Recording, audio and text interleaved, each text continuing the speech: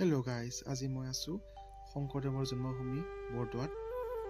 এইখন হৈছে বৰদোৱা সত্ৰ, আপোনালোকে চাওক।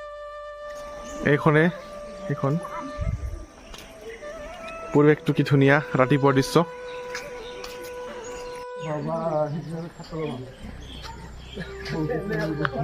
সত্ৰৰ ভিতৰৰ ভাগ।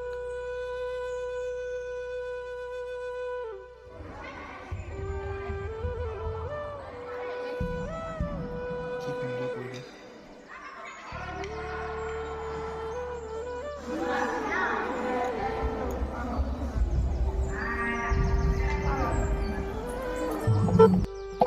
এইটো হৈছে গুৰুজনাৰ ব্যৱহাৰ কৰা কুৱাৰ ওপৰৰ অংশ।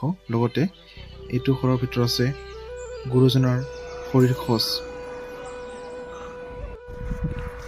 আৰু এইটো দৃশ্য হৈছে শ্ৰীমন্ত শংকৰদেৱ আৱিৰ্ভাৱ ক্ষেত্ৰৰ ভিতৰৰ দৃশ্য।